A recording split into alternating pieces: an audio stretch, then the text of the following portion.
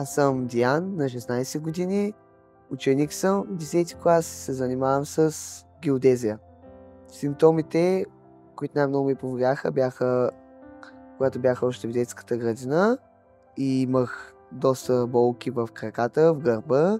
Не можех дълго да седя прав и на едно място. И тогава разбрахме за заболяването. В училище първите години подигравки, тормоз, но след това, когато учениците ми свикнаха с мен и се сприятелихме, станахме приятели, опознахме се и вече няма подигравки, няма тормоз и всичко е наред. Аз съм Искра и съм на 42 години, майка на Диан, с хипофосматемичен рахит сме и двамата. В моето семейство няма заболели, освен аз и моят син. Заболяването при синът ми открихме на 3 години и половина. Симптомите бяха вдлъбнатост в гръдния кош. Първите неща, които видяхме, беше вдлъбнатост в гръдния кош, уширението на ръчичките, на гривничките и ходенето като пати. По време на бременността бях преди това уведомена. Не съм ходила и не съм търсила никаква лекарска помощ, нито съм се изследвала.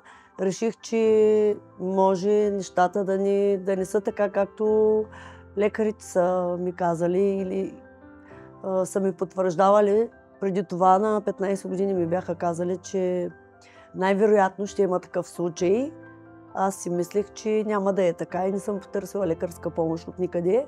След като вече разбрахме на 3 години и половина за синът ми, лекар го разбра, не аз, ме помолиха да отида да потърся специалист в дадената област.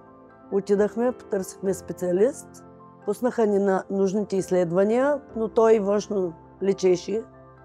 Пуснаха нужните изследвания на следващия ден и разбрахме, че наличието е точно на моето заболяване – хипофосматемия. Мога да кажа на всички родители, че ако потърсят адекватно лечение, адекватни мерки се вземат, каквито и да е то, дали от личен лекар или от специалист, да бъде поставено на време заболяването. Мотивираме това, че имам добри приятели зад гърба си и те ме подкрепят, както и родителите ми, роднините ми, уважават ме, подкрепят ме и се грижат за мен. Сила ми дава това, че Диан е приел мен такава каквато съм. Аз съм приела него, всички останали в обществото са ме приели такава каквато съм, без да се срамувам и без да се притеснявам от това каква е външността ми.